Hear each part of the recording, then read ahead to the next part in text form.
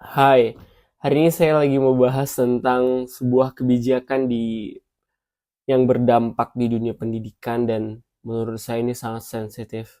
It's truly sensitive. Personally saya seorang guru dan saya sangat setuju dan mendukung tentang pendidikan seksual karena itu basic yang harus diajarkan ke anak-anak kita. Tapi bukan pendidikan seksual yang seperti ini. Dalam arti Bapak Presiden Joko Widodo telah menandatangani Peraturan Pemerintah Nomor 28 Tahun 2024 tentang Kesehatan dan di pasal 103 menjelaskan aturan penyediaan alat kontrasepsi untuk pelajar.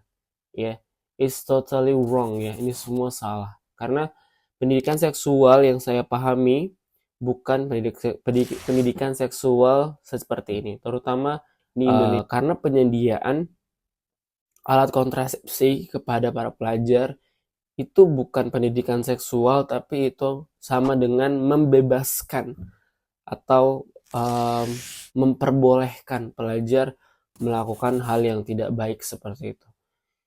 Jadi kita butuh gerakan moral untuk menghentikan ataupun untuk menolak peraturan pemerintah ini, karena jangan sampai justru peraturan pemerintah ini, peraturan presiden ini berdampak buruk pada kesehatan anak-anak kita. Karena sexuality itu is like narkoba, dampaknya sama seperti narkoba ataupun lebih buruk.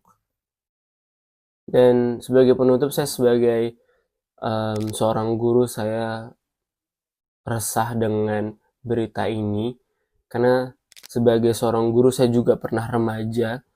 Saya tahu bagaimana anak-anak kita di fase remaja itu mengalami lonjakan hormonal yang luar biasa.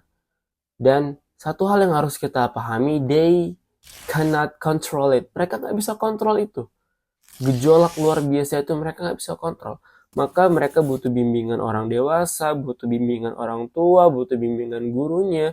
Karena ketika gejolak hormonal itu diarahkan ke hal yang lebih baik, diarahkan ke kegiatan yang lebih positif, bukan justru malah menyediakan alat kontrasepsinya.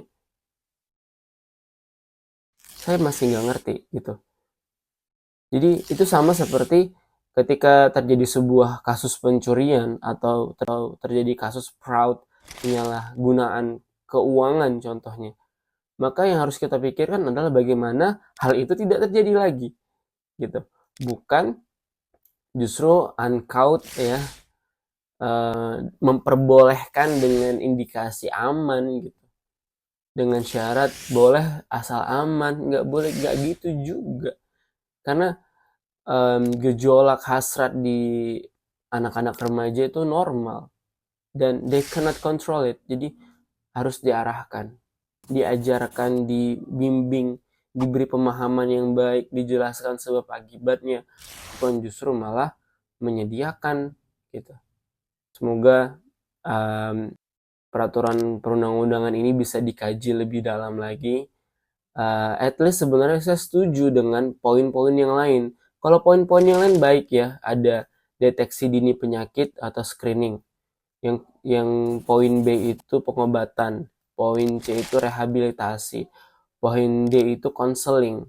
Di 4 poin itu saya setuju, tapi kenapa di poin kelima penyediaan alat kontrasepsi? Menurut saya tidak perlu gitu. Tidak perlu ada penyediaan alat kontrasepsi. Karena kita sadar di mana letak kecerdasan rakyat kita gitu. Hal yang dilarang aja dilakuin. Gimana yang disediakan justru akan merajalela gitu. Itu aja, sekian my opinion. Mohon maaf atas segala kesalahan. See ya.